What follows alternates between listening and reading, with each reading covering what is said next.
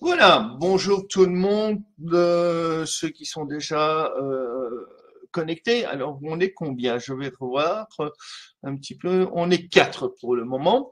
Donc, nous allons attendre encore quelques minutes comme d'habitude, que d'autres viennent nous rejoindre éventuellement. Alors, vous connaissez les règles hein, maintenant. Vous coupez toutes les connexions qui pourraient perturber euh, votre connexion, c'est-à-dire vous demandez à votre chat, à votre chien, à votre poisson rouge, à votre oiseau, à votre femme, à votre fille, à votre petite fille, etc., de couper leur connexion si vous avez surtout une basse, comment est-ce que je vais dire, pas une basse fréquence, mais bon, si vous n'avez pas un bas débit, si vous n'avez pas du haut débit, donc ça c'est déjà une chose. Ensuite, vous allez prendre de quoi boire, de quoi prendre des notes, parce que ce soir, ce sera une conférence très intéressante. Et ensuite, qu'est-ce que je pourrais dire aussi? Ne pas être distrait, parce que je crois que, comme je vous ai dit, ce sera très intéressant. Et ensuite, après cette présentation du professeur Léon Brenning de l'ULB, l'Université libre de Bruxelles, nous resterons ensemble parce que j'ai des informations à vous donner. Donc voilà, combien est-ce que nous sommes maintenant? euh, Nous sommes sept. Bonjour Jean, bonjour Bruno, bonjour Roger, bonjour Philippe. Bonjour Christophe, bonjour Didier, bonjour Benoît.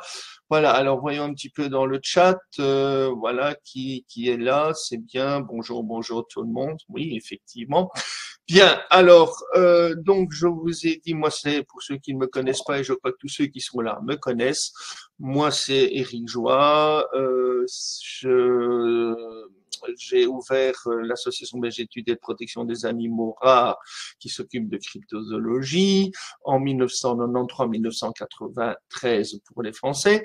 Et bon, depuis lors, on a fait des expéditions, on a fait des colloques chaque année où non, j'ai changé de nom, j'appelle ça rencontre européenne de cryptozoologie, c'est plus sympathique que colloque, colloque ça fait très sérieux.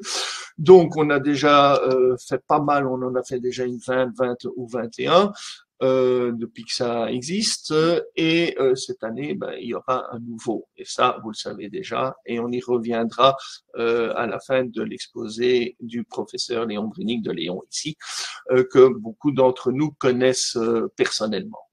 Alors, bonjour Léon, je vais te laisser donc la parole et tu te présenteras et je te lancerai le slide. Comme ça, on ne traîne pas inutilement à des bavardages sans intérêt.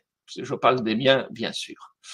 Donc, je te lance les slides, tu te présenteras et attention, start. On est parti, voilà. Et moi, je vais disparaître dans la nature et te laisser toute la place pendant 20 minutes, une demi-heure. Hein.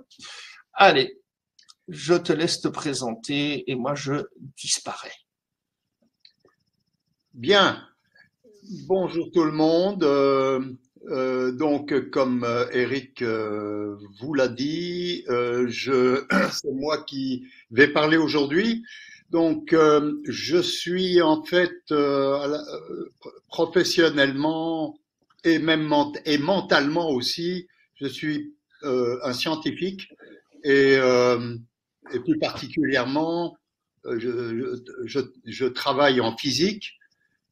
J'ai été professeur à l'ULB, je suis retraité maintenant et je m'intéresse au Bigfoot depuis à peu près depuis 2000, le début des années 2000 et vers 2004, Eric et moi avons discuté pour démarrer des expéditions en Amérique du Nord, en Colombie-Britannique et dans l'État de Washington, et tout au début au Texas. Et donc, nous allions en expédition. Je continue à le faire et Eric aussi, mais maintenant chacun de notre côté. Je fais ces expéditions principalement avec un ami bordelais qui s'appelle Philippe Coudray. Et nous allons chaque année depuis 2005 Nous faisons des expéditions pratiquement chaque année. Voilà. En fait, je ne vais pas vous parler aujourd'hui des expéditions que j'ai faites. En fait, je vais vous parler plutôt d'un problème qui semble apparaître assez souvent, c'est-à-dire que lorsque des randonneurs ou enfin, des témoins accidentels de Sasquatch, de Bigfoot, entrent en contact avec de tels êtres, et parfois même avant de les avoir vus, eh bien, ces témoins rapportent des sensations qui sont parfois étranges, des sentiments de peur, des sentiments parfois même de panique, et même dans certains cas de paralysie, c'est-à-dire que le témoin se sent incapable de bouger pendant un certain temps, effrayé sans doute, et ne comprenant pas ce qui lui arrive, même sans voir aucun Sasquatch.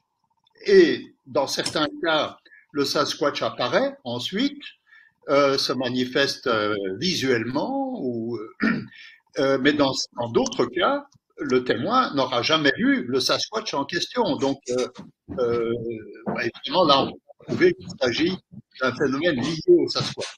Alors, je vais ce qui semble expliquer ces phénomènes, ces sensations bizarres, ça peut être, mais ça n'est pas certain, que les Bigfoot, Sasquatch, produisent des sons qu'on appelle infrasons, c'est-à-dire des sons dans des fréquences très basses, tellement basses que l'oreille humaine l'oreille humaine est incapable de les entendre. Alors, en fait, Eric, comment est-ce que je passe à la slide suivante? Next. Oui, mais je vois pas. Voilà, je le fais pour toi. Voilà. J'ai pas le bouton next qui apparaît devant moi. Donc, le son, en fait, comme je suis physicien, je vais quand même insister sur certains aspects physiques. Le son, c'est quoi? C'est en fait une onde, une vibration d'un milieu qui peut être l'air ou bien l'eau, si l'animal qui émet le son est aquatique.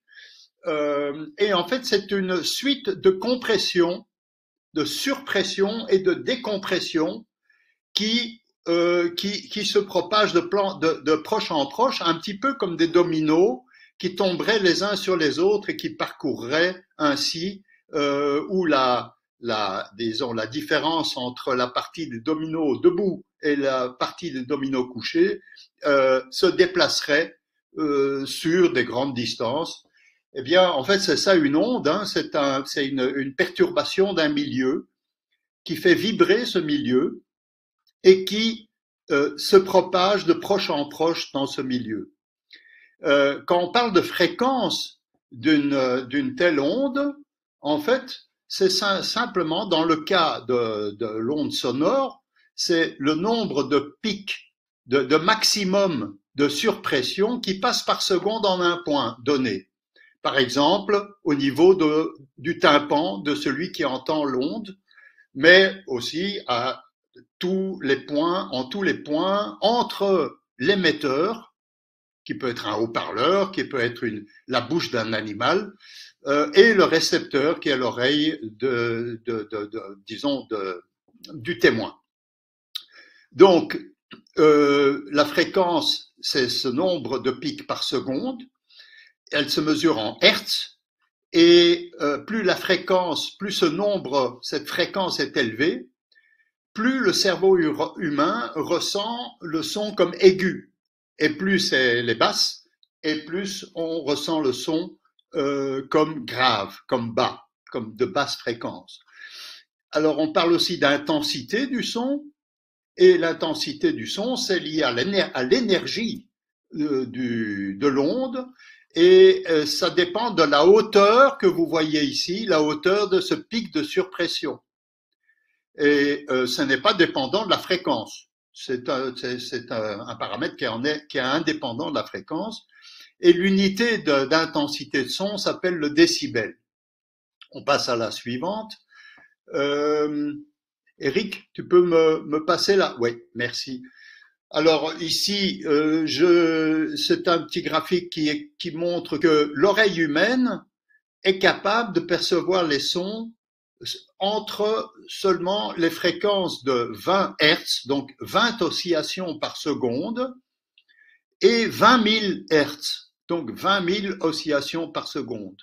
En dessous de 20 Hertz, on n'est pas capable d'entendre ces ondes, même elles existent évidemment, on les appelle les infrasons et elles sont donc inaudibles.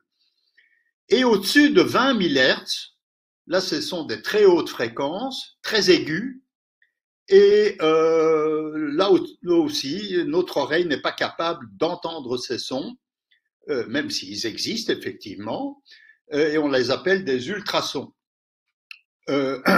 Alors, on peut passer à la suivante. Eric, s'il te plaît, merci. Alors, normalement, tu devrais avoir les deux barres en dessous, comme tout à l'heure. Mais non, je ne sais pas pourquoi. J'ai des chats, mais je n'ai pas le curseur qui me permet de passer next ou. Les chats, pardon, excuse-moi, les chats se trouvent normalement sur ta droite et les curseurs se retrouvent en bas d'écran. Les autres l'avaient, je ne vois pas pourquoi tu ne l'as pas, mais enfin, c'est pas grave, je peux le passer. Je ne le vois pas, non, je ne l'ai pas, je ne sais pas pourquoi, c'est bizarre, je l'avais tout à l'heure. Hein. Oui, effectivement, tu l'avais tout à l'heure, donc je ne comprends pas. Bon, soit. Alors, continue. Les sons émis par les animaux, donc en fait, l'oreille humaine, si l'oreille humaine est capable d'entendre les sons entre 20 Hz et 20 000 Hz, ça n'est pas le cas de tous les animaux. Donc ici, par exemple, la ligne jaune qui est ici donne l'intervalle de fréquence que l'oreille humaine est capable d'entendre, de 20 Hz à 20 000 Hz, mais vous voyez que pour d'autres animaux, elle ne se situe pas au même endroit. Par exemple, pour les baleines, vous voyez que ici, l'intervalle de fréquence qu'une baleine est capable d'entendre déborde largement ici sur les infrasons, sur des sons de fréquence inférieure à 20 Hz que nous serions incapables d'entendre. Pour les éléphants, c'est pareil, ça déborde légèrement vers les infrasons. Et c'est pas étonnant parce que ces deux espèces animales, baleines et éléphants, utilisent beaucoup les infrasons pour communiquer à longue distance entre eux parce que les infrasons ont la propriété physique de se propager sans être absorbés trop par l'environnement. Et donc, ils peuvent se déplacer très loin.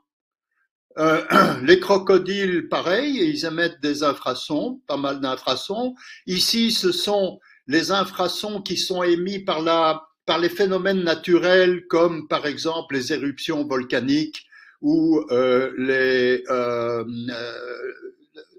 tonnerre, par exemple. Dans les roulements de tonnerre, il y a une partie audible que tout le monde entend, évidemment.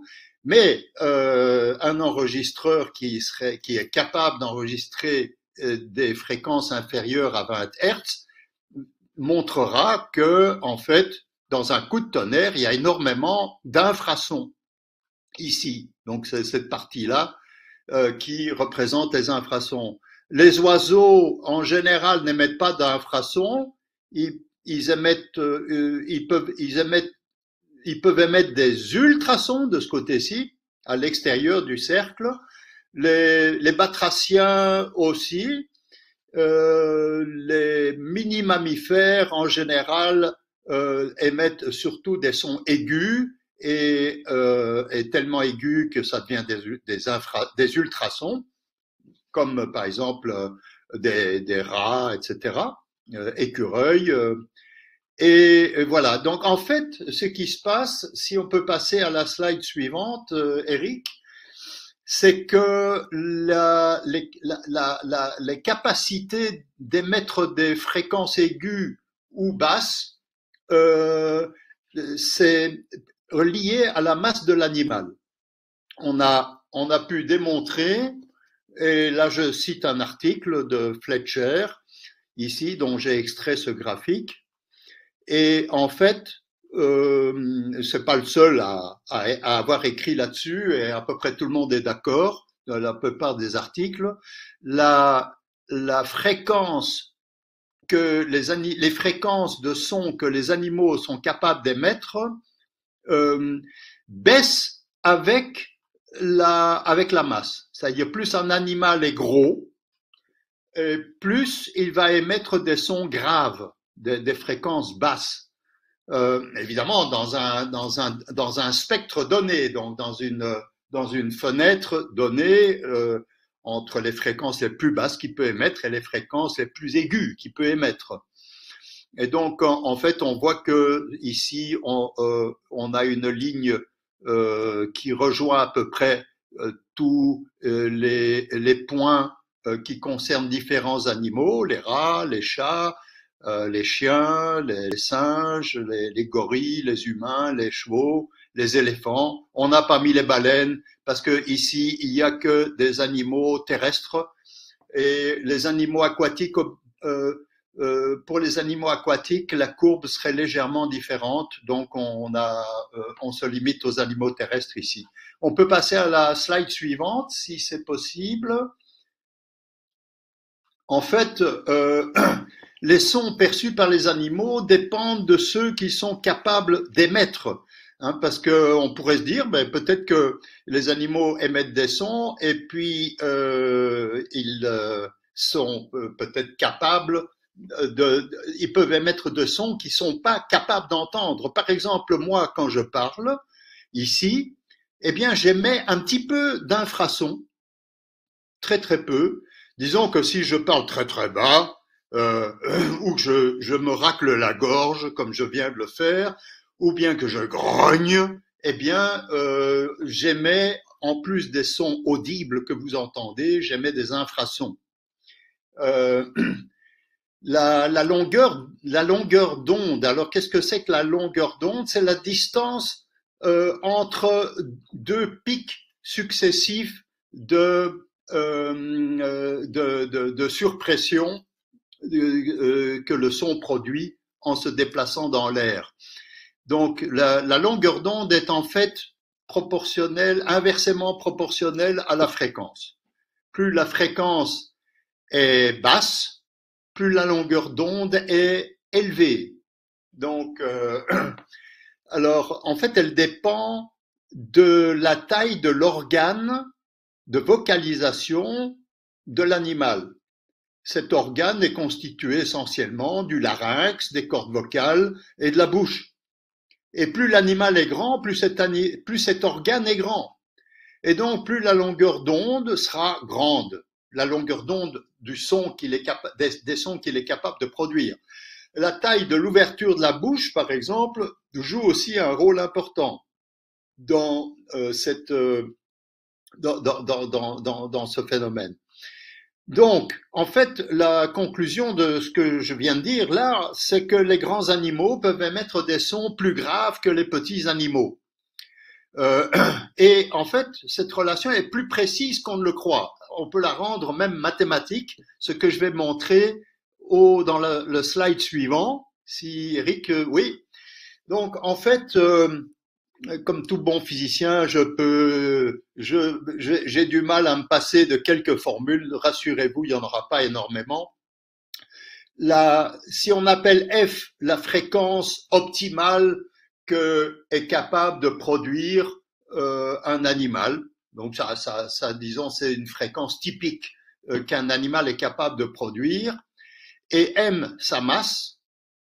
Alors, en fait, il y a une relation qui relie la fréquence à la masse et qui est démontrée dans l'article qui se trouve ici en bas. C'est que la fréquence est inversement proportionnelle à la masse élevée à la puissance 0,4. Donc, et c'est une constante qui est indépendante de l'espèce animale. Elle est la même pour toutes les espèces, au moins pour les espèces terrestres. Hein. Donc, et la courbe qui représente cette relation est la ligne noire que vous avez vue dans le graphique précédent, qui passait bien entre les différents points correspondant aux différentes espèces animales. Et donc là, vous voyez que c'est des mathématiques tout à fait élémentaires. La fréquence est donnée par une fraction. Le dénominateur de cette fraction, c'est la masse élevée à la puissance 0,4. Et vous savez tous que si le dénominateur d'une fraction augmente, la fraction diminue. Donc si la masse augmente, et si la masse augmente, la masse à l'exposant 0,4 augmente aussi, évidemment, eh bien cette fraction diminue et donc la fréquence diminue. Et si la fréquence diminue, ça veut dire que le son est de plus en plus bas, de plus en plus grave.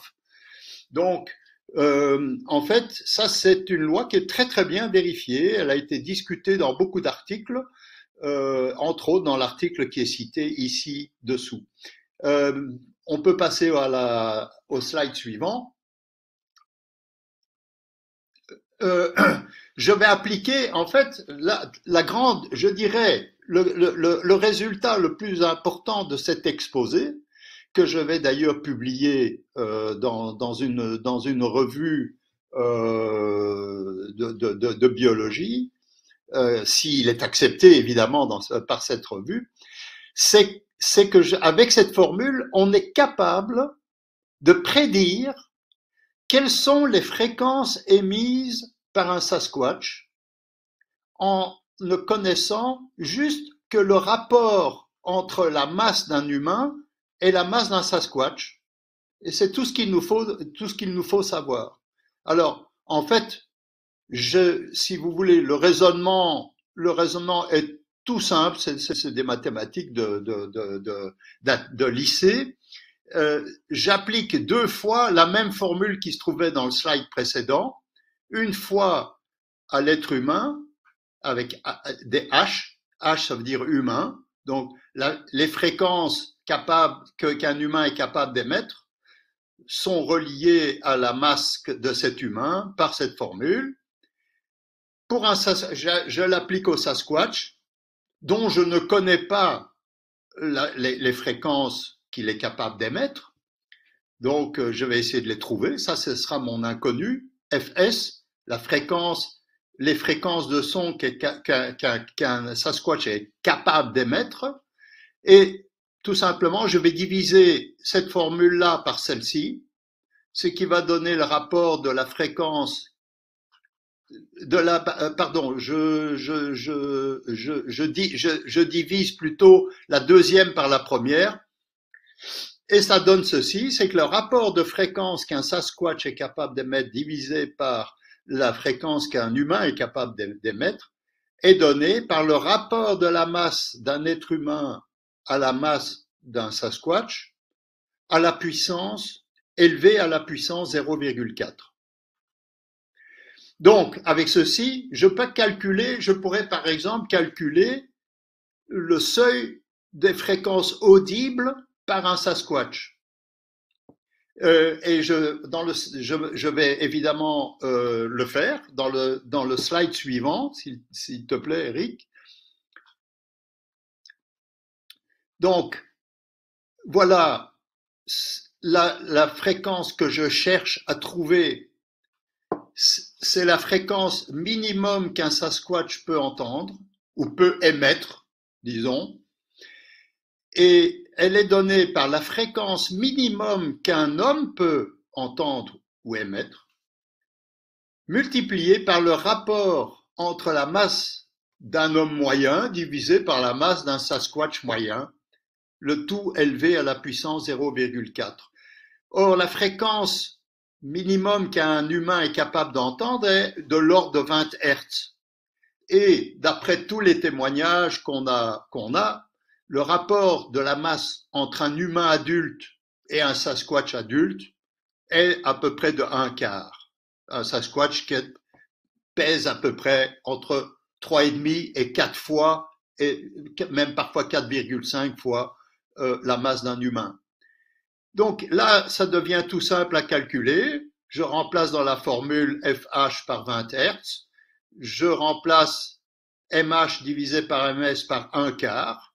J'élève le tout à la puissance 0,4 et je demande à ma calculette de faire le calcul et ça donne une fréquence minimale qu'un Sasquatch peut émettre et entendre certainement, qui est de 11,49 Hz. Ben, avec les erreurs qu'on commet, évidemment, ça veut dire que c'est entre, je dirais, 11,4 et 11,6 Hz que se situe cette fréquence, ce minimum de fréquence qu'un Sasquatch peut émettre. Et en fait, c'est en plein dans les infrasons pour les humains, puisque les humains n'entendent pas les fréquences en dessous de 20 Hz. Et là, on est bien en dessous.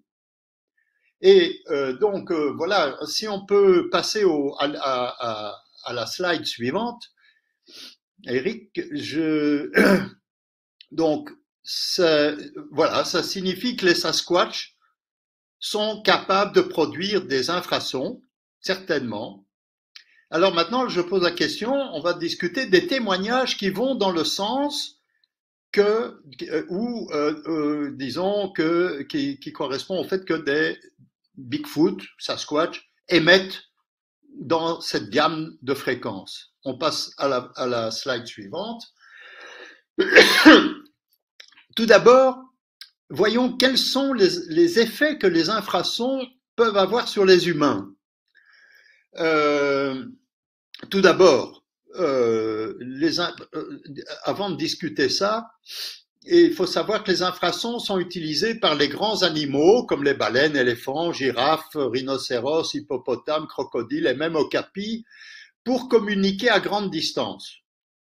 Mais ils sont aussi utilisés par les grands carnivores comme les lions et les tigres pour paralyser leur proie, c'est-à-dire produire un effet paralysant chez leur proie lié à la terreur, à la panique, quelque chose comme ça.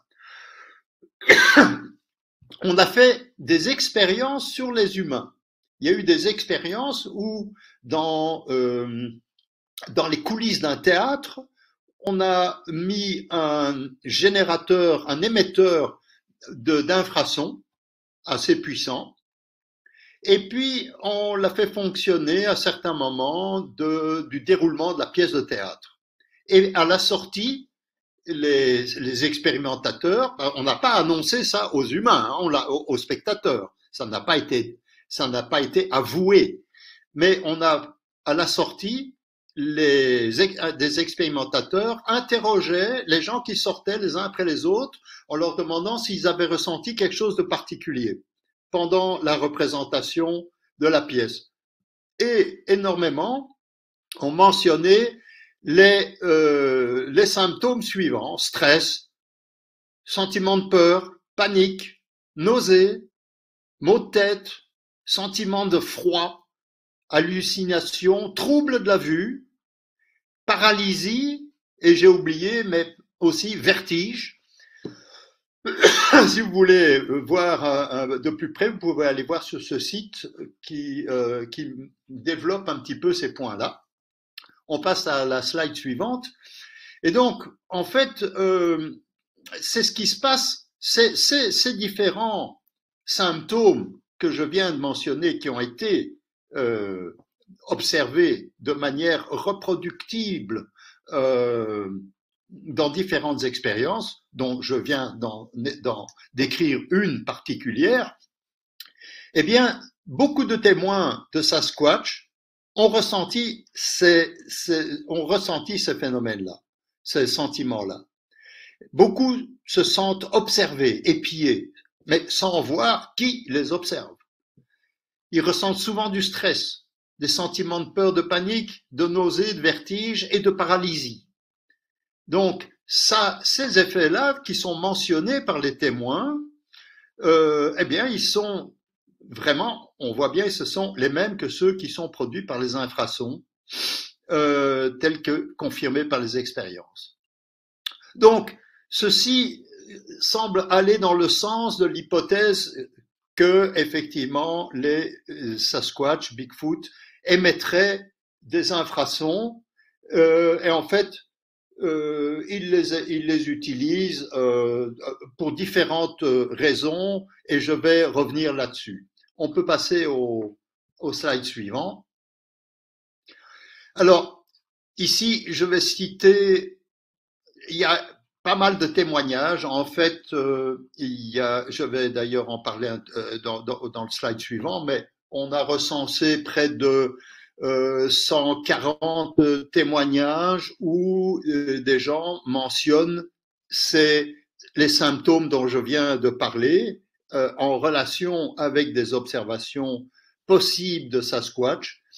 Et je vais citer un cas et Eric ensuite parlera d'un autre cas qui est le sien. Donc, je reviendrai là-dessus.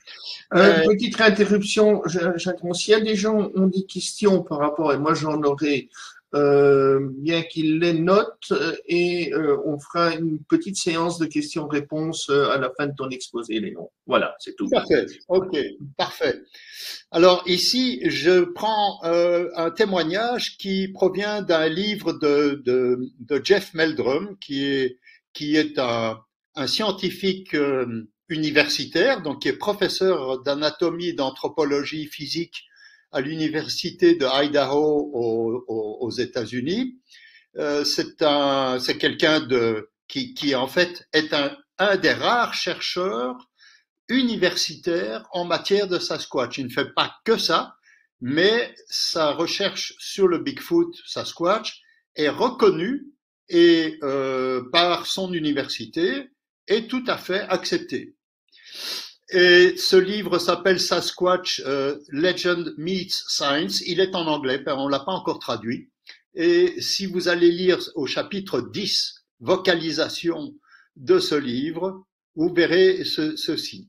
Donc les faits se passent lors d'une expédition du BFRO. Le BFRO, c'est la grande organisation nord-américaine qui collecte les témoignages de Bigfoot, Sasquatch, et qui fait des enquêtes à propos de ces témoignages. Donc c'est le Bigfoot Field Research Organization ou Field Researcher Organization.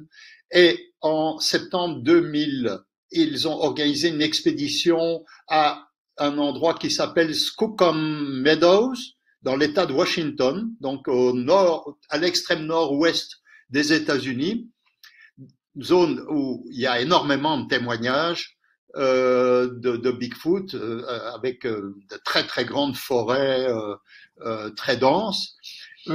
Alors, donc des cris qui avaient déjà été enregistrés de Bigfoot ont été émis à plusieurs reprises par un haut-parleur du haut d'une colline durant 2 nuits successives pour tenter d'énerver et de stimuler une réponse d'un éventuel Bigfoot. La première nuit, il n'y a pas eu de résultat. Durant la seconde nuit, deux des participants, le docteur Greg Bambenek, un psychologue clinique qui est quelqu'un de vraiment très scientifique, et un autre participant, Alan Terry, disons, dont on parle moins, sont allés se poster sur une colline avoisinante de la colline où étaient émis les cris avec le haut-parleur. Ils ont été s'y mettre avec leur véhicule après la tombée de la nuit et ils ont attendu à l'extérieur de leur véhicule. Donc, vers 1h du matin, Greg Bambenek décrit qu'il était à l'extérieur de la voiture face à l'est et Alan Terry à l'ouest. Et brusquement, vers 1h du matin, un cri très puissant a été poussé, très semblable à celui que nous avions émis avec le haut-parleur. Là, c'est Greg Bambenek qui parle. Puis un second cri identique. Et enfin, un troisième cri, mais très différent. Et il devait venir à peine de 100 mètres dans la forêt, mais son intensité, son timbre et sa présence étaient incroyables. On sentait que ce son était produit par l'expulsion violente d'un très grand volume d'air. Il devait être émis par un animal avec de très larges poumons et de très grandes cordes vocales, beaucoup plus grands que ceux d'un humain. Ce cri remplissait la forêt et me percuta en arrière contre le coffre de la voiture. et les parois de mon ventre vibraient, et les jambes de mon pantalon de même. Elles vibraient également, et j'étais complètement sonné. Étant un grand chasseur de wapitis, cerfs et autres grands animaux, je connaissais bien les cris des animaux sauvages de nos forêts. Ceci ne ressemblait à rien de ce que je connaissais. On peut passer au slide suivant. Donc, ce témoignage, en fait, a été fait par quelqu'un qui était sceptique au moment où il a entrepris cette expédition. Il ne croyait pas à l'existence du Bigfoot, il y a été par défi. Et après ça, évidemment, il avait changé d'attitude. Les vibrations qu'il a ressenties de sa paroi abdominale et même de son pantalon ne peuvent s'expliquer que par la présence d'infrasons puissants dans le troisième cri qu'il a entendu. En effet, par leur grande longueur d'onde, les infrasons font entrer en vibration des objets de taille comparable, donc de taille comparable à la longueur d'onde. Donc, par exemple, des organes, des habits, etc. Des objets qui entrent en résonance, en fait. C'est également l'effet ressenti, par exemple, dans les boîtes de nuit ou dans certains concerts rock où des basses sont émises à grande puissance. Quand je dis grande puissance, ça veut dire grande intensité en décibels. On ressent dans ces cas des vibrations dans l'abdomen et dans la poitrine. Ces vibrations sont dues aux infrasons produits par l'orchestre. Il y a évidemment aussi une partie importante qui est audible dans ce qui est émis. Mais en fait, quand vous écoutez un orchestre, que ça soit rock ou un orchestre même qui fait de la musique classique, il y a en plus des fréquences audibles que vous entendez, il émet aussi des infrasons et des ultrasons. En fait, même nous, humains, produisons parfois des infrasons dans certaines situations, comme dans les grognements ou cris de rage. Et dans ces sons, il y a toujours une partie évidemment audible, donc située entre 20 Hz et 20 kHz, mais en plus de ça, il y a une partie inaudible, infrasonore, de fréquence inférieure à 20 Hz. On peut passer à la slide suivante. Alors, je vous disais tout à l'heure qu'on avait recensé le nombre de cas où des gens des témoins mentionnent des effets, des symptômes qui sont caractéristiques des effets des infrasons. Mike Phillips, qui est un chercheur en matière de Sasquatch qui travaille avec le BFRO, a recensé parmi les milliers de témoignages que le BFRO a enregistrés, il en a trouvé 114 qui mentionnent ces types de sensations, comme le sentiment d'être épié ou des paniques soudaines, etc.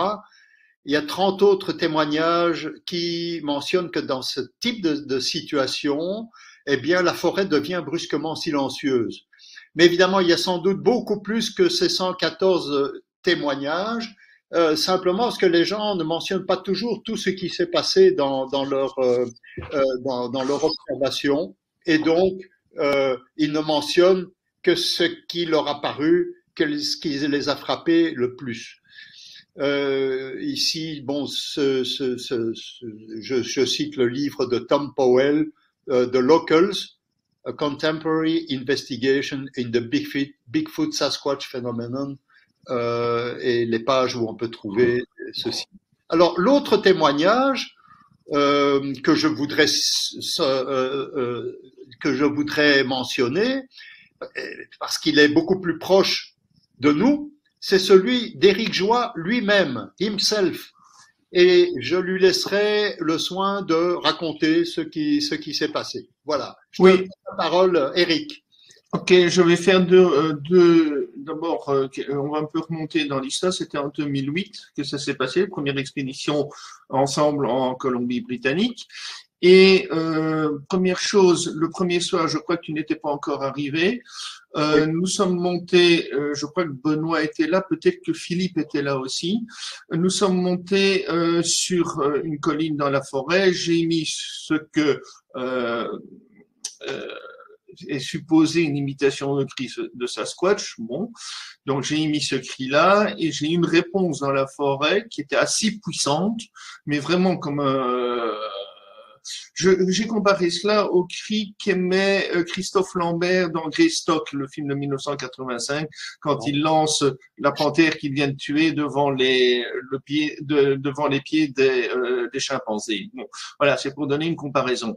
J'ai réémis le cri une deuxième fois, mon cri une deuxième fois, et j'ai eu ce cri qui est un cri vraiment puissant, qui est revenu mais plus proche à ce moment-là. Bien sûr, on n'est pas resté au l'endroit, on est vite retourné au camp le plus vite possible. Bien, bon, ça c'est pour le détail. Deuxième chose, j'ai à plusieurs reprises, et une fois ça m'est vraiment étonné, et c'est une question que je vais te poser, est-ce que les infrasons peuvent donner des hallucinations auditives? Et je précise. Plusieurs fois dans mes pérégrinations, j'ai eu l'impression, et plus que l'impression, la certitude que des pas me suivaient. Bon, quand je m'adressais à l'auteur des pas, à un certain moment, il s'éloignait. Et une autre fois, ça m'est arrivé, je l'ai jamais mentionné, j'étais dans la coupe, dans la mise à blanc en question, il y avait pratiquement pas d'arbres autour de moi, si tu vois à peu près où je veux dire. Ouais. Et là, j'ai entendu des pas. J'ai regardé, je me suis dit, ben, il n'y a rien ici, je devrais voir l'auteur des pas, et je ne vois rien. Donc, ça m'a assez étonné. Je l'ai jamais mentionné parce que je me suis dit, oh là, il y a quelque chose qui va pas. Logiquement, qui va pas. Alors, c'était au moment où j'allais entrer dans le petit bois forestier qui allait rejoindre le chemin principal. Après, dans le chemin qui venait de la coupe, hein, si tu vois ce que je veux dire, grosso modo. Hein. Oui. Voilà, avant l'entrée du chemin qui mène à la coupe. Hein, et là, il y a une petite zone de bois. Eh bien, c'était avant d'entrer dans le bois, j'ai entendu ce son qui ne venait pas de la gauche, mais la gauche, donc de la zone boisée, mais qui venait plutôt de la droite, la zone coupée. Donc, je me suis dit, là, c'est pas possible, il n'y a pas de fantôme, c'est pas possible, je dois voir celui qui a émis ça. Et ça s'éloignait, hein, donc ça n'a pas été tout près. Est-ce que il y a j'ai pas pu expliquer j'ai pas pu expliquer le phénomène. Donc, non, mais voilà. En fait, ce qui se passe, c'est que les infrasons, on ne les entend pas au sens qu'on les entend avec les oreilles, parce qu'effectivement, notre oreille n'est pas faite pour entendre en dessous. Ça dépend des gens. Hein. Évidemment, il y a des gens qui sont capables d'entendre un peu des fréquences un peu plus basses que 20 Hertz. Il y a des gens qui arrivent jusqu'à 19, 18 Hertz, mais c'est très exceptionnel. Mais par contre, on ressent les infrasons. On les ressent par autre chose que l'oreille. Oui, mais ça, je vais y venir tout de suite. Mais là, c'était vraiment un son qui, pour moi, était complètement audible, comme si quelqu'un se déplaçait dans de l'herbe sèche, etc. Ce que j'avais vécu plusieurs fois, mais en forêt. Donc, en forêt, moi, ça ne m'inquiétait pas. Mais là, dans une zone qui était dégagée vers la droite, et bien dégagée, sans forêt, je me suis dit, là, il y a quelque chose qui ne va pas. Dans ma logique, il y avait quelque chose qui n'allait pas. Mais là, disons, je suis pas, disons, je vois pas très bien pour l'instant comment expliquer ça. Tout ce que je peux dire, c'est que même si on n'entend pas les infrasons, dans certains cas, on est capable de les percevoir rien que par les symptômes. Alors là, on va y arriver parce que effectivement, mon deuxième, le témoignage auquel tu fais allusion, c'était en 2008. Effectivement, nous allions, c'était la dernière soirée. Nous allions partir le lendemain, revenir le lendemain en Europe, et nous avions décidé de nous séparer en groupe de 2. À l'époque, je crois, nous étions 9. Robert Kennedy, qui n'est pas le frère du président, c'est un homonyme, restait au camp et on se divisait par 2. Et moi, je suis parti avec la femme de Robert Kennedy. Et à un certain moment, il m'a dit effectivement, est-ce que tu ne remarques rien? Je dis oui. La première chose qui me frappe, c'est qu'il n'y a aucun son dans cette forêt. Vous que c'était en pleine nuit. Hein. Ah non, non, non, c'était pas en pleine nuit, c'était vers 7 heures du soir, un peu avant ce qu'on appelle chien et loup. Hein. Ah bon, donc j'ai fait une Oui, petite oui. erreur. Oui, ok. On partait à ce moment-là pour chacun aller se positionner dans des endroits différents de la forêt avant la tombée de la nuit. Hein. Oui, oui. Donc, il était vers 7 heures dans cette zone-là. Donc, elle me dit, tu n'as rien remarqué? Je dis oui, effectivement, il n'y a pas un son, il n'y a pas un souffle de vent, il n'y a pas un insecte, pas un oiseau. La Pardon, forêt est si, silencieuse, comme je mentionnais tout à l'heure. exactement. Sauf que dans une distance assez loin, nous entendions un merle. Effectivement, le merle d'Amérique qui a le même chant, grosso modo, que notre merle à nous, même s'il n'y ressemble pas du tout. Mais effectivement, c'était le seul son que nous entendions. On a suivi ce sentier qui nous a amené dans un chemin forestier que nous connaissions bien parce que nous le fréquentions régulièrement. Et au bout de ce chemin, avant d'arriver à un endroit empierré, on avait surnommé The Stone Garden, le jardin de pierre, nous passions près d'un marais et chaque fois que nous passions les autres jours à cet endroit-là, les grenouilles du marais se mettaient à coasser. Et puis on passait le marais et le son s'arrêtait. Bien.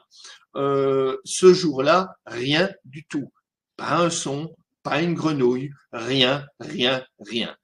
Nous arrivons donc au Stone Garden et au moment où nous allions installer nos chaises pliantes pour faire un affût pendant une heure et demie, à ce moment-là, j'ai entendu un sifflement qui venait vers moi, sifflement qui ressemble un peu au sifflement que vous entendez dans les films là, quand on tire une flèche, vous entendez dans les films, par exemple, Robin des Bois et compagnie, hein, bien sûr. Donc, j'ai entendu ce son qui venait en face de moi et j'ai ressenti dans la poitrine un choc, comme si un projectile me touchait. Une flèche, effectivement, ou une balle, par exemple. J'ai jamais eu de balle dans la poitrine, donc je peux pas dire la sensation, mais vraiment comme si on me donnait un coup dans la poitrine. Là, j'ai fait, ouf, c'est quoi ce truc-là? J'ai regardé, bien sûr, il n'y avait pas de blessure ni rien. Et JB, donc la femme de Robert qui est à côté de moi, elle me dit, ça c'est un son de Sasquatch qui vient du marais. Bon, on a attendu pendant une heure, plus rien ne s'est produit, la nuit tombait, on a décidé de rentrer, on est par le même chemin, on est repassé par le marais. À ce moment-là, les grenouilles, tout était redevenu normal, elles se sont remises à coasser, la forêt est redevenue complètement normale à ce moment-là. Donc ça confirme effectivement ce que tu dis par rapport aux infrasons et au silence qui peut entourer un lieu, qui peut envahir un lieu au moment d'une production d'infrasons. Alors j'avais lu également dans un livre il y a fort longtemps, effectivement que quand un tigre se mettait en chasse, la forêt redevenait silencieuse. Il n'y avait rien, pas un son, rien du tout quand il rentrait en chasse, comme si les animaux étaient avertis que le seigneur, entre guillemets, de la forêt entrait en lice quelque part. D'accord. À d'autres moments, ben même si le tigre est là, il n'y a pas de ce phénomène-là, quoi. Hein. C'est juste au moment où il part en chasse. Voilà. Ok, ok. Écoute, voilà, je pensais que ce témoignage était assez important parce que il est assez proche de celui que j'ai décrit un petit peu avant, où le témoin a été carrément projeté en arrière. Non, Après, non, moi je n'ai pas eu cette projection, j'ai pas eu de sentiment de peur, tout ça, je n'ai pas eu. Simplement l'audition du souffle qui venait vers moi, comme la flèche, là, comme j'ai dit, du son et le choc dans la poitrine, c'est tout ce que j'ai eu. mais lui non plus n'a pas eu de sentiment de peur. Il a juste eu le souffle et le choc qui l'a projeté sur la voiture. Donc là, c'était un peu comme un projectile, comme tu le dis, mais chez lui, ça a été encore plus fort, quoi. Donc, Oui. voilà. Maintenant, je vais passer à la slide suivante. Il n'y a plus que 2 slides, hein, donc j'ai quasiment terminé. Euh, je terminerai par des conclusions temporaires, puisque en science, il n'y a jamais ou rarement des conclusions vraiment définitives. Donc, si le Sasquatch est bien un primate, ce qui est probable, il est réaliste de penser qu'il soit muni de sacs à air vocaux. En fait, de tels sacs se retrouvent chez la plupart des singes, en particulier et très développé chez les orang-outans, chez les singes hurleurs, mais tous les singes en ont à des degrés plus ou moins différents, des grands sacs, des plus petits sacs. En fait, chez ces primates, l'os hyoïde qui se trouve au niveau du larynx et qui est important dans, par exemple, dans la capacité des humains à faire du langage articulé, mais aussi dans toutes sortes d'expressions sonores, cet os hyoïde est rattaché à une grande poche de résonance nommée sac vocal. Et elle est plus ou moins développée selon l'espèce de primate. Si tu peux passer juste le slide suivant. Voilà, donc ici, on a le larynx. Il y a l'os hyoïde ici qui n'apparaît pas sur le dessin. Et en fait, là, il y a le conduit par lequel l'air passe.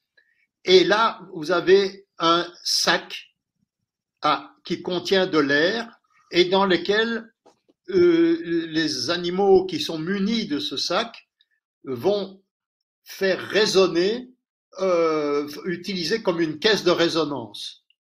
On peut revenir au slide précédent, s'il te plaît. Donc, en fait, la présence de ce sac vocal permet de produire des résonances qui vont s'exprimer par des sons qui peuvent être extrêmement puissants, comme par exemple les singes hurleurs, ou même les orang-outans émettent au coucher du soleil des cris terribles. Les gens qui ont entendu ça sont parfois terrorisés. Et en fait, dans ces sons, il y a une partie audible, évidemment, mais aussi une grande partie d'infrasons, parce que ces sacs sont assez grands, et donc les sons qui vont entrer en résonance dans ces sacs vont avoir des longueurs d'onde qui sont du même ordre que la dimension du sac lui-même. Et ça donne en général des basses fréquences et souvent des fréquences suffisamment basses pour qu'elles soient des infrasons pour nous. Donc, en fait, ce qui se passe, c'est que les humains et l'homme de Néandertal sont des primates aussi, mais ces deux espèces-là ont perdu ce sac vocal. Et en fait, il semblerait, c'est discuté dans cet article ici de Bart de Boer, qui a été publié dans le Journal of Human Evolution, ici, avec la référence, et vous pouvez le trouver sur Internet sans problème, gratuitement. Bart de Boer il démontre que ce sac vocal, en fait, a été perdu par les humains et par l'homme de Néandertal. Et ça semble avoir été lié à l'apparition du langage articulé. Comment est-ce qu'on peut affirmer que pour l'homme de Néandertal, il est disparu, comme pour l'Homo erectus, puisqu'on n'a que des squelettes, on n'a pas de parties molles? Oui, mais on trouve les points d'attache. Les points d'attache, ce sac vocal est attaché à l'os hyoïde, et quand il est là, on trouve les points d'attache dans l'os du sac vocal, et donc ils ont pu retrouver qu'il y avait des traces légères fossiles qui n'étaient plus. Donc chez l'homme, il reste encore des petites traces de ces points d'attache, mais elles sont tellement infimes que c'est clairement des traces qui sont des espèces de fossiles, quoi. Et donc ça semblerait avoir été lié à l'apparition du langage articulé parce que l'os hyoïde doit pouvoir monter et descendre pour pouvoir faire du langage articulé, et quand ce sac est présent, ça gêne cette possibilité de montée et de descente. Donc, en fait, il y a encore un élément qui vient, disons, dans le sens favorable au fait que les Sasquatch, Bigfoot utilisent les infrasons, c'est que la plupart des espèces de grands animaux quand même qui vivent dispersés sur des grands territoires utilisent les infrasons, comme les éléphants par exemple. Ils utilisent les infrasons parce que ces infrasons portent très loin. Et donc, pour communiquer entre des animaux qui sont dispersés sur un grand territoire, c'est un moyen très efficace. Et le Sasquatch semble être une espèce qui vit en habitat dispersé. Et donc, l'hypothèse, c'est que le Sasquatch, si c'est bien un primate, ce qui a toutes les chances d'être, aurait conservé son sac vocal. Alors, on peut passer au stade suivant, qui est le dernier, et que vous avez déjà vu. C'est juste pour vous remercier pour votre patience. Alors, voilà. Merci beaucoup. On a quelques questions ici. Enfin, moi, j'en ai en tout cas. Je vais d'abord les liquider. Dans les témoignages, il n'y a aucun témoignage à ma connaissance qui parle de sac vocal chez le Sasquatch Bigfoot en question. Donc, ça me pose question. Alors que chez le chimpanzé, pas chez le chimpanzé. Ah oui, bonne question. Chimpanzé en a-t-il? Ça, c'est la question. Chez le singe hurleur et chez l'orang-outan, on les voit nettement, ces sacs vocaux. Oui. Non, voilà. mais dans beaucoup d'espèces de singes qui ont des sacs vocaux, on les voit pas. D'accord. Ils sont, bon, quand ils deviennent vraiment très grands, alors ils peuvent se voir, mais ils sont parfois grands et assez aplatis entre la peau et la cage thoracique. Donc non, pardon, en dessous de la cage thoracique, mais ils peuvent être aplatis et assez grands. Donc ça c'est ce qu'on voit sur les singes, disons, dont on dispose de corps, hein, donc qu'on peut disséquer. Le Sasquatch, on ne dispose pas de corps et donc on n'est pas. C'est une hypothèse pour l'instant, hein, c'est tout. Oui, oui. Alors, je vais terminer, puis je vais voir les questions qu'on me pose dans le chat. La baleine, est-ce qu'elle est capable d'émettre des ultrasons? Et de façon corollaire, est-ce que le dauphin, lui, est capable d'émettre des infrasons? Puisqu'il s'agit de deux cétacés, hein, c'est pour ça que je pose la question. Alors, les dauphins n'émettent pas vraiment des infrasons, donc des basses fréquences, mais ils peuvent émettre des ultrasons. Donc, ils émettent des sons assez aigus. Tout à fait. Les baleines, par contre, émettent très souvent des infrasons et des sons audibles, mais rarement des ultrasons, très rarement. Mais là, c'est de nouveau cette loi que j'ai donnée sur le rapport de la fréquence avec le lien entre la fréquence et la masse. Donc, la masse des baleines est tellement grande et leur organe vocal est tellement grand que c'est difficile pour eux de produire des longueurs d'onde très petites.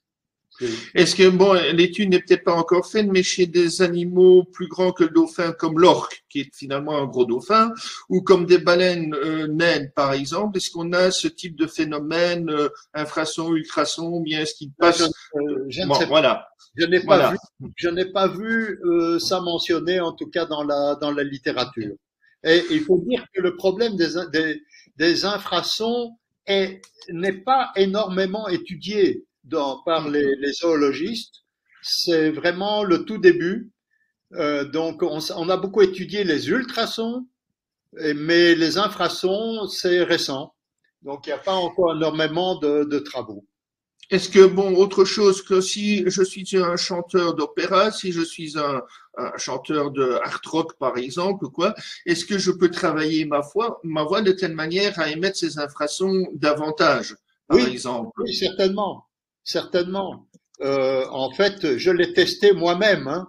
J'ai un appareil qui permet d'enregistrer j'en parlerai à la conférence, hein, parce que il y a en fait il y a une application qui existe et qui est libre d'accès, qu'on peut mettre sur un téléphone, donc sur un smartphone, et qui transforme ce smartphone en enregistreur d'infrasons. Ah, ça pourrait être intéressant pour Oui. nous, pour nos futurs. Parce qu'en Bon, fait, dernière question, et puis je passe chez les questions du chat. Le 0,4 que tu émets là dans ta formule, il vient oui, d'où? comment? C'est peut-être trop complexe, hein, c'est peut-être trop complexe à expliquer. C'est un peu complexe. Il faut lire Ok, l'article. ok, ça va. J'ai cité l'article et il est accessible en ligne, hein, donc tout le monde peut aller le voir. Mais c'est une déduction mathématique, enfin physico-mathématique. Hein, donc bon, je peux pas le résumer comme ça, mais c'est pas hyper compliqué, mais il faut quand même le lire, quoi. Ouais, ok, ça va. Bien, alors passons maintenant aux questions. Alors, dans l'ordre, Roger, les Bigfoot ont peut-être la capacité de se rendre invisibles? Ça, je crois qu'on peut mettre ça de côté, franchement, quoi, hein. Je crois qu'ils sont c'est-à-dire si par invisible on veut dire se cacher efficacement, oui, Oui, mais se rendre vraiment invisible comme, comme sans avec la cape de, comme avec une cape la magique, etc., comme on voit dans certains films, je oui ou dirais non? que je n'y crois pas, mais bon, je Moi crois non pas. plus. Je Alors, vois qu'est-ce pas qu'il comment. entend par phénomène psi, telle la bilocation? Je ne sais pas ce que c'est. La quoi, comment? Euh, la bilocation, Ah, phénomène psi. Je connais pas, j'ai jamais entendu parler. bivocation. Bilocation, oui. Je Je sais ne pas ce sais que pas, c'est. je ne sais pas ce que c'est. Bon. Je, Alors, passons chez Philippe, que nous connaissons bien. Sait-on quelle est la longueur d'onde correspondant à 11,5 gigahertz? gigahertz. Ouais, c'est ce que je dis, Euh, GHz. Oui, D'après mais mes cours de physique, c'est gigahertz. attention, il faut savoir, est-ce qu'on parle d'ondes sonores? Je crois pas que je n'ai jamais vu d'ondes sonores à des gigahertz. Je crois pas que ça existe, je ne sais pas. Ou si on parle d'ondes électromagnétiques, parce que c'est pas en fait, le calcul de la longueur d'onde dépend de la vitesse des ondes. D'accord? Donc le Ouais, lien qui existe entre la longueur d'onde et la fréquence, c'est que la longueur d'onde est égale à la vitesse de l'onde divisée par la fréquence. Donc, ouais, s'il s'agit d'ondes sonores ou s'il s'agit d'ondes électromagnétiques, les vitesses sont totalement différentes. Donc, pour une même fréquence, on n'aura pas les mêmes longueurs d'onde. Si on parle de son, ou d'ondes lumineuses, par exemple, ou d'ondes radio, des ondes électromagnétiques. Donc, la formule, en tout cas, s'il veut faire le calcul, s'il s'agit d'ondes, mettons, électromagnétiques dont il parle, c'est que la longueur d'onde qu'il cherche est égale à la vitesse de la lumière, hein, donc euh, la vitesse de la lumière dans le vide divisé par la fréquence en gigahertz dont il me parle. Qu'il fasse le hmm. calcul et il trouvera. Donc c'est très simple. Mais Philippe corrige plus bas, il met mégahertz. Ah Euh, oui, donc ouais, millions de hertz. Ok, mais voilà. c'est pareil. Hein, donc il faut faire. Je vais pas faire le calcul ici. Qu'il utilise la formule qui dit longueur d'onde égale vitesse de la lumière divisé par fréquence. Ok. Voilà. Non, effectivement, il corrige, je voulais dire les 11,5 mégahertz de l'infrason. Donc, Oui. il a corrigé, il a corrigé. Ah, Alors, il parle d'infrasons. oui, oui, Ah oui. non, Ici, non, il parle d'infrason. les infrasons sont pas Oui, dans. il avait fait une erreur, il a corrigé, il met 11,5 mégahertz dont tu as parlé tout à l'heure. Même c'est pas possible pour des infrasons. Les infrasons, c'est pas mégahertz, c'est des millions de hertz, donc des millions Hmm. d'oscillations par seconde. Les infrasons, ça se compte en dizaines d'oscillations par seconde. Donc ça, entre 0 et 19 oscillations par seconde. C'est pas des millions d'oscillations par seconde. On parle pas de la même chose là. Oui. Alors, bon, je continue. Donc, Roger revient effectivement, la bilocation, oui, j'ai compris ce que c'était, Jean le précise, je vais y revenir tout de suite. Oui. Je voulais, donc, qu'est-ce qu'il dit? Oui, la fréquence en hertz, c'est égal une longueur d'onde en mètres, me dit Roger. Je te laisse apprécier. Oui, oui, non, non, Oui, non, c'est pas égal. C'est-à-dire, la fréquence se mesure en hertz et la longueur d'onde se mesure en mètres. oui, Et tout à fait. la relation entre la longueur d'onde et la fréquence, c'est que la longueur d'onde égale la vitesse de l'onde. Donc ici, si c'est une onde sonore, c'est à peu près 300 mètres par seconde, hein, dans l'air, hein, son onde sonore dans l'air. Parce que dans l'eau, c'est pas 300 mètres par seconde, c'est 1500 mètres par seconde, la propagation du son. Donc, c'est longueur d'onde égale vitesse du son divisé par fréquence. C'est tout. Donc, si par exemple, on parle de, mettons, un son de 10 Hertz, d'accord, ça c'est un infrason, ok, la longueur d'onde va être égale à 300 mètres par seconde divisé par 10 Hertz.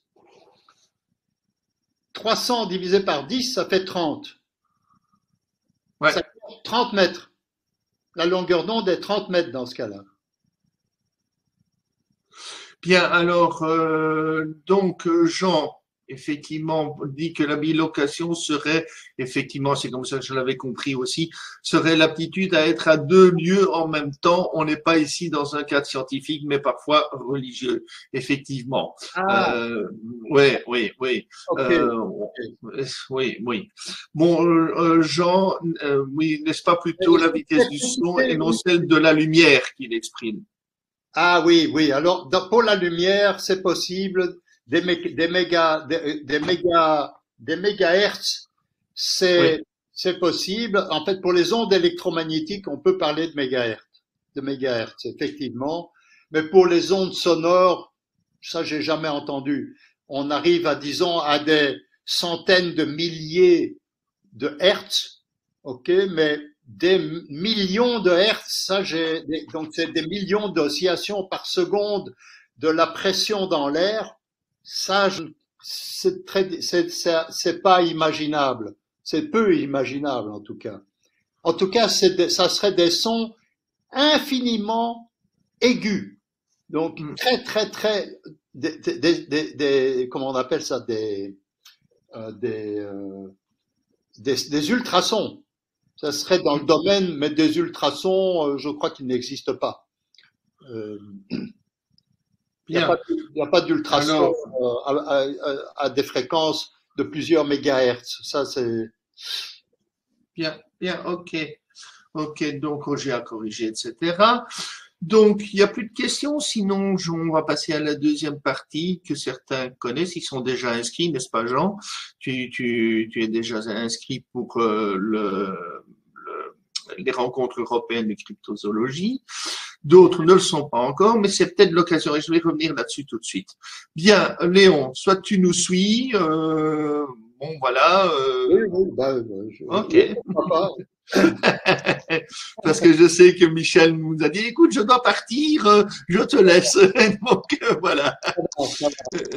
Attends, si on tient, ah oui, j'avais oublié encore une chose. Lui, il parlait de la théorie de la bipédie initiale. Ne serait-ce pas les signes qui ont, ne serait-ce, pardon, ne serait-ce pas les singes qui ont acquis un sac à son, donc un sac vocal, plutôt que l'homme qui l'a perdu? Non, disons que, en tout cas, du point de vue des traces fossiles, c'est pas comme ça que ça se passe. Ça m'a pas l'air. Rappelons, La thèse de la oui, bipédie initiale a beaucoup de plomb dans l'aile. Hein. ouais. C'est une théorie qui avait été émise par le directeur des sciences naturelles de Bruxelles, donc de Belgique, dans les années 40, Oui, et qui avait été reprise par Heuvelmans et développée par la suite par François de Sart, hein, qui a oui, écrit et un bouquin sur le sujet. par Brigitte, comment elle s'appelle, du Muséum d'histoire naturelle à Paris, là. Je ne reviens plus sur son nom. Ça va me revenir, c'est pas. Oui. pas essentiel. Mais bon, c'est une théorie qui n'est plus. Qui date des années 40. Oui, Donc, c'est, comment est-ce qu'il s'appelait encore? Je l'avais il y a 2 minutes, le nom sous la langue du directeur des sciences naturelles, qui avait été un ami et peut-être, je crois, un directeur de thèse de Wellmans à cette c'est époque-là. possible. Oui, oui. Quand C'est il pour a ça passé, quand il a, quelque chose. Oui, oui, oui. voilà. Donc, voilà. Oui, Brigitte Sénouy, ou Sénu, c'est ça. Oui, donc, Brigitte Ah oui, Sénu. c'est ça. Oui, Oui, ok, exactement. oui, c'est elle, c'est elle. C'est elle. Ok, je vois. Bien, eh bien, on va passer à la deuxième partie alors, puisque nous remercions aussi Léon de sa participation et de cet exposé intéressant qu'il va développer d'ailleurs lors des rencontres européennes et que nous allons voir d'ailleurs tout de suite à ce sujet. Oups, voilà, et t'inquiète pas, on revient. Voilà. Bien, voilà. Donc, vous savez bien, ou du moins certains, la plupart d'entre vous le savent, que du 1er au 3 novembre 2024, nous organisons le colloque ou des rencontres européennes de cryptozoologie. C'est la 20e ou 21e édition, vous trouverez sur certains documents. Finalement, je ne sais pas très bien si c'est la 20e ou 21e, parce qu'il y a eu des versions virtuelles lors du Covid. Donc, voilà. Est-ce que c'est la 20e, la 21e? On calcule comme on veut, peu importe. C'est pas ça qui est important. Donc le programme que vous savez déjà, j'ai corrigé par rapport à hier.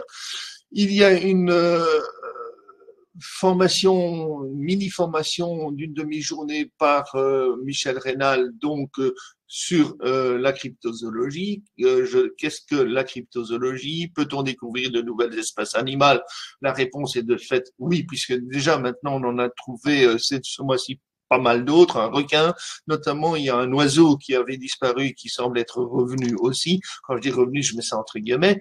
Peut-on prévoir ces découvertes? Dans certains cas, on verra. Quelles sont les méthodes de recherche et d'analyse? Alors, c'est une formation qui sera une formation ludique, pédagogique. On l'a déjà fait 2 fois dans le passé. Notamment, on a passé même tout un week-end pour le faire. Ce fut d'ailleurs assez épique parce qu'on ne s'attendait pas. C'était au mois de février. Normalement, ça pouvait aller. Mais nous est tombé à ce moment-là une chape de verglas tout à fait imprévue et ça fut un peu folklorique pour que les gens puissent venir nous rejoindre. Et donc voilà. Mais bon, ce fut quand même un week-end très chouette. Alors, l'accueil des participants à 14 heures et la fin de la formation, 17-18 heures, et ensuite nous avons un repas le soir. Donc le samedi matin, eh bien, je reviens là-dessus. Nous avons un escape game. C'est une activité qui sera ouverte à tout le monde, mais attention parce que c'est un jeu quand même qui va durer une demi-heure. On prend 10 participants pour faire 2 ou 3 équipes. On peut être 2 ou 3, c'est beaucoup, ou 4 dans une équipe, c'est beaucoup plus gai. On l'a testé ce week-end chez moi, on l'a testé de multiples fois. On le retestera samedi prochain au Festival international Nature de Namur en Belgique. Donc ceux qui sont en Belgique et qui veulent venir nous voir à la citadelle de Namur, c'est ouvert. Donc, il n'y a pas de problème, on sera là, même à l'entrée. Donc, ce sera sympathique de venir nous faire un petit coucou, même si on se connaît. Alors, à 14 heures, nous avons concentré tous nos conférenciers britanniques et anglophones pour des raisons simplement que leurs conférences vont être traduites en français par des étudiants de dernière année d'une école d'interprétariat qui nous ont d'ailleurs déjà rendu service l'année passée, qui reviennent cette année-ci. Pas les mêmes, mais c'est la même école en question. Donc, ceux qui ont des textes bon, il n'y a pas d'anglophone ici ce soir, c'est que j'attends leur texte afin de pouvoir remettre à ces étudiants qui ne connaissent pas notre domaine les textes en question pour qu'ils aient une base au moins de ce que vous allez dire. Mais bon, je rappellerai ça aux conférenciers anglophones. Alors, nous avons une pause café et le soir, nous avons l'apéritif et le banquet traditionnel plus la soirée. Alors, la soirée, ce sera un film probablement. nous passerons, ou bien on fera autre chose, mais nous avons l'intention, soit le vendredi soir, ça je vais encore voir avec Michel Rénal, soit le samedi soir, de vous passer le film, toute, la toute première version du Monde perdu d'après le roman de Arthur Conan Doyle, qui est un roman de cryptozoologie finalement, bien avant la lettre, et c'est la première version de 1925. Donc c'est un film en noir et blanc, il dure à peu près une heure et quart si mes souvenirs sont bons, et avec des trucages qui étaient le top de ce qu'on pouvait faire à l'époque. Donc c'est un film muet et en noir et blanc, mais avec le top de ce qu'on pouvait faire comme trucage à l'époque. 1925, ça fait à peu près 100 ans que ce film est sorti, bientôt 100 ans dans quelques mois. Donc c'est intéressant de voir l'évolution des techniques en 100 ans dans le cinéma de fiction. Le dimanche matin, nous aurons un accueil vers 9h45, 10h plus ou moins. Je passerai, là je l'ai mis à confirmer, mais ça se confirme de plus en plus sur ma dernière expédition en 2024 au Québec. Peut-être que j'ajouterai, j'y penserai, peut-être que j'ajouterai l'expédition de l'année passée, quoique on a été sur l'île de Vancouver, un endroit que je ne connaissais pas. Je ne parle pas de l'île, je dis l'endroit où on a été, et on n'est pas revenu avec grand-chose cette année-là. Et bon, c'est un peu une expédition blanche. Voilà. Donc, ensuite, il y aura la pause café traditionnelle. À 11h05, il y aura Michel Rénal qui parlera de la cryptozoologie ou les cryptides sur l'île de la Réunion, première partie. Ensuite, nous aurons le buffet. Et l'après-midi, il y aura Léon, ici présent, qui nous exposera en long et en large, puisqu'il ne l'a fait ce soir, les infrasons chez les mammifères, dont il nous a donné un large aperçu ce soir. Alors, à 14h50 environ, nous aurons l'Ibagon, le Yéti nippon, Grégory Bossard, qui viendra nous parler d'un sujet sur lequel il a enquêté. Alors, c'est l'Ibagon, ça s'est passé dans les années 70, en 1970-70, donc, et il a pu interroger encore des témoins ou les descendants de ces témoins de cette époque. Donc, voilà, ça c'est une grande nouveauté dans le domaine de la cryptozoologie parce que finalement tout ce qui se passe au Japon, on n'en connaît pas grand-chose de notre côté, alors que visiblement il y a des choses qui se font là-bas aussi.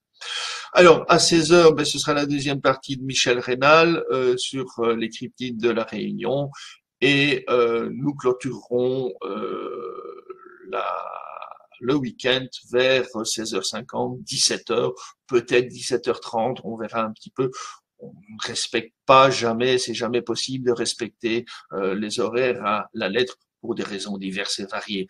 Le temps que les gens s'installent, le temps qu'ils lancent l'affaire, voilà, qui peut-être on cherche une nouvelle fiche parce qu'il en manque une, parce qu'il y en a une qui est tombée en panne, enfin que sais-je. Il y a toujours quelques aléas. Bien, alors vous me dites, oui, mais moi ça m'intéresse de venir, mais comment est-ce que je peux venir ? Alors, comment est-ce que vous pouvez y participer ? Bien, c'est facile.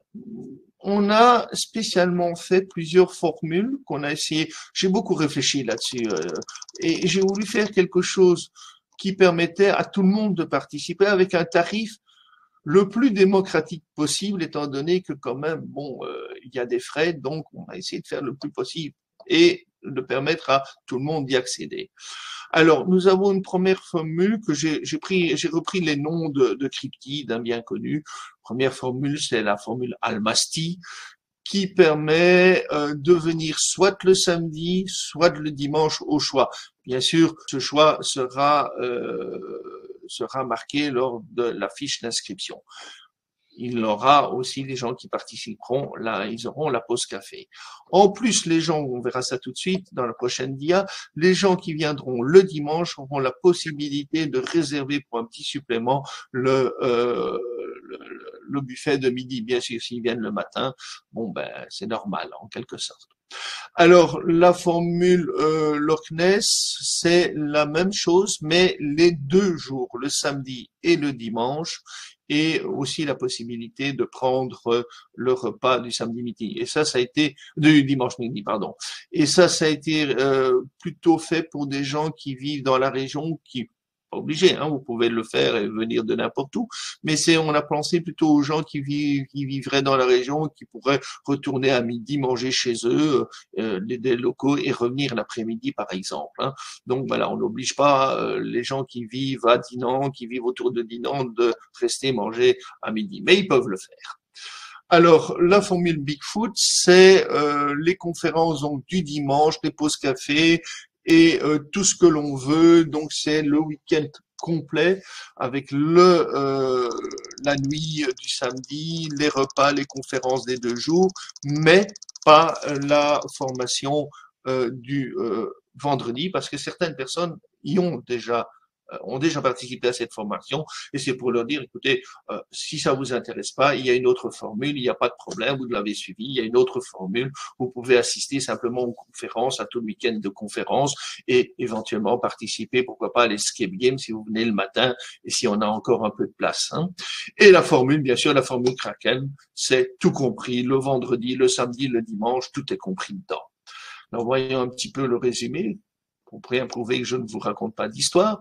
Voici, donc, c'est ce que je vous ai dit, possibilité de réserver le dimanche midi, le buffet du dimanche midi, et vous voyez ici tout ce qui est compris. Alors, tout ceci est repris dans la fiche d'explication du week-end auquel vous aurez accès, et tout sera détaillé, bien sûr, ainsi que les conférences. Elles sont décrites plus. Alors, quel est le niveau de ma participation? Alors, la formule Almasty, le samedi ou le dimanche, c'est 49 €. Franchement, c'est vraiment pas cher pour assister au nombre de conférences et à l'intérêt des conférences. Hein. C'est vraiment pas cher.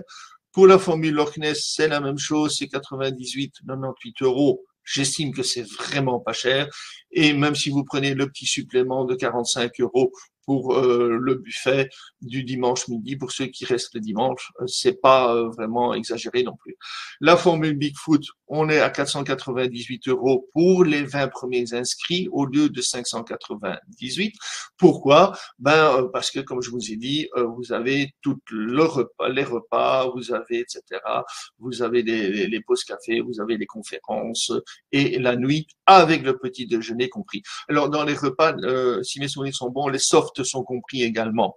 Donc voilà, donc ça justifie. J'ai essayé vraiment de compresser le tout, puisque nous avons aussi des gens qui viennent de l'extérieur. Nous sommes dans un hôtel, il y a des tarifs que je peux pas compresser. Alors la formule Kraken, ça c'est tout compris, c'est 698 € pour les 20 premiers inscrits au lieu de 798 €. Alors il y a quand même quelque chose que je dois vous dire. Et c'est important, je dois remettre demain, je vais déjà le faire aujourd'hui, mais je vais le faire demain, le nombre de nuits à l'hôtel, le nombre de nuits à réserver à l'hôtel. On m'a réservé un certain nombre de nuits, là je dois ajuster. Donc si vous venez par exemple à la formule Bigfoot ou la formule Kraken, vous devez absolument ce soir réserver parce que sinon ce ne sera plus possible par la suite. Par contre, les autres formules sont encore possibles quelque temps bien sûr. Les repas, ce sera dans 8 jours que je clôturerai la possibilité de prendre des repas, mais pas d'assister au week-end, puisque là, assister aux conférences, ça n'entraîne pas de frais de réservation à l'hôtel, ça n'entraîne pas de mobilisation de personnel, etc. Et là, puisque l'hôtel ne touchera rien sur les gens qui viendront simplement participer, si ce n'est bien sûr le tarif des pauses café. Mais sinon, ça c'est pas un problème. Hein, qu'on ait 10 pour prendre une pause café ou qu'on en ait 50, ça c'est pas un grand problème hein, d'organiser ça. Par contre, pour les repas et pour les nuits, c'est autre chose, puisqu'il faut avoir le nombre de chambres, qu'on puisse avoir le nombre de chambres nécessaires. Bien, alors, qu'est-ce que je voulais dire? Oui, vous retrouverez tout cela effectivement sur le site, y compris un modèle de paiement qui est c'est pas encore le modèle, c'est Stripe, oui, d'accord. C'est pas PayPal, c'est Stripe, c'est un autre, c'est un concurrent de PayPal, mais qui fonctionne très bien aussi. Et pour ceux qui sont en Belgique, nous préférons qu'ils réservent sur notre compte en banque directement. Ça nous évite également, c'est toujours bien, les frais payés à la plateforme de réservation, donc à Stripe en question. Bon, ben voilà, donc beaucoup le font directement. Prenez note ici du numéro de compte BE 14 0012 80 61 20 83. Alors, je vais vous permettre ce soir de réserver éventuellement pour Bigfoot et Sasquatch, pour Bigfoot et Kraken. Voilà, je vous lance l'offre ici. Et vous pouvez le faire directement. Vous tomberez sur la page crypto HTTPS là que vous voyez et vous pourrez réserver. Mais alors le faites ce soir parce que demain matin c'est terminé. Je rentre la liste des nuitées à l'hôtel et on ferme cette possibilité. Donc profitez-en si vous voulez venir et prendre la formule Bigfoot, la formule Kraken. Voilà, et Bigfoot, c'est ça.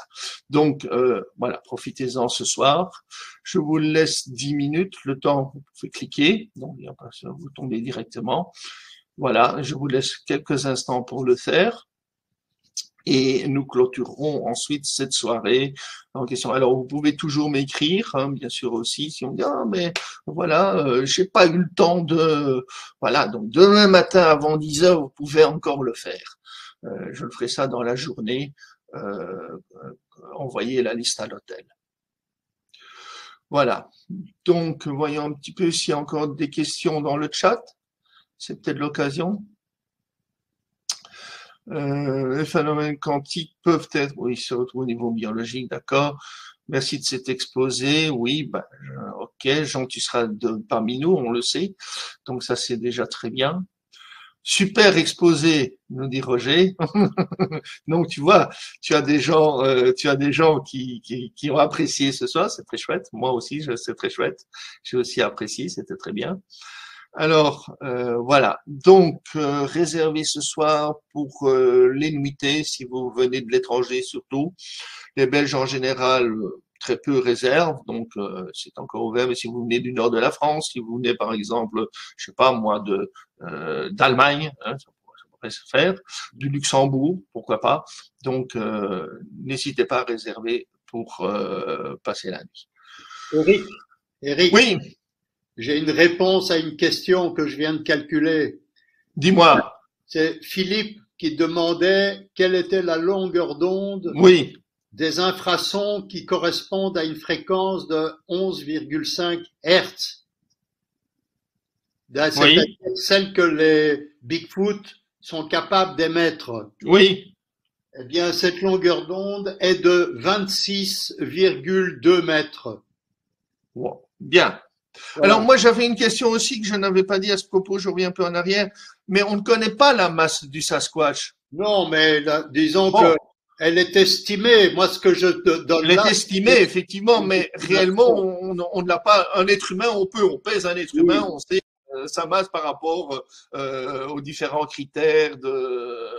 Oui, mais il y a des gens qui ont fait quand même des calculs en fonction de l'enfoncement des empreintes dans la boue. Et ils sont arrivés disons, à des poids de l'ordre de près de 300 kilos, entre 250 et 350. Pour un gros mâle, pour un mâle. Hein, voilà. Pour un jeune ou une femelle, en général, c'est nettement moins. Ce qui fait de l'ordre de entre 3,5 et 4,5 fois le poids d'un être humain. Donc, ce que j'ai fait, c'est une estimation parce que on n'a toujours pas de corps de Bigfoot qu'on pourrait peser, quoi. Hein. On n'a pas ça, malheureusement, ça nous manque. Bien, donc, alors, la question de Philippe est 26 mètres. La longueur d'onde est de 26 mètres. Ok. Alors, Roger fait deux remarques ici. Les phénomènes psy sont aussi étudiés par la science. Oui.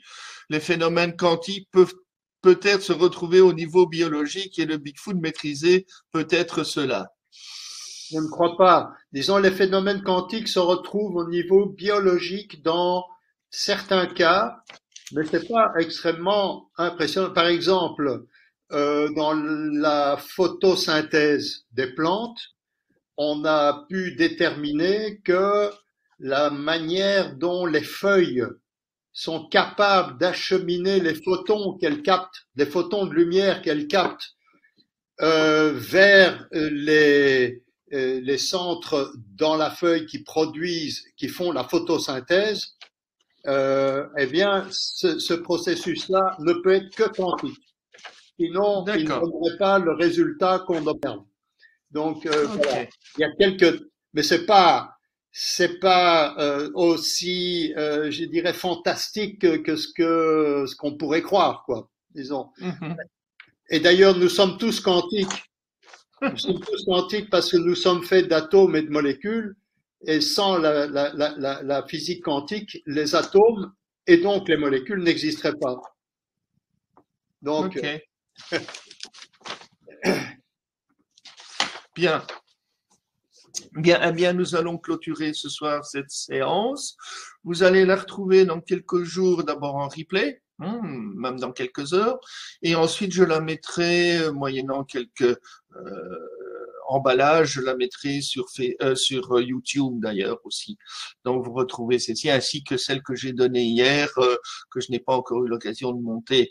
Quand je dis monter, c'est simplement mettre un titre, voilà, qui l'a fait, et c'est tout. On va pas faire des trucs très très très grands. C'est possible aussi de le faire, mais on va pas passer son temps. On n'a pas le temps de le faire. Hein. Et puis bon, peut-être que je referai plus tard, mais on va pas faire d'un montage très très léché, comme je vais dire. Bien, là-dessus, on va se quitter. Je vous remercie tous d'être venus ce soir. Je remercie Léon aussi de son exposé qui nous développera, je répète, lors des rencontres européennes de cryptozoologie à Dinan. Lui, ce sera le 3 novembre, mais on ouvrira ce week-end du 1er au 3 novembre pour ce que je vous ai dit tout à l'heure. Bien, donc là-dessus, on va se quitter et je vous souhaite une bonne soirée. Attention au décompte. Attention, vous êtes prêts pour le décompte? 5, 4, 3, 2, 1 et la fusée s'envole.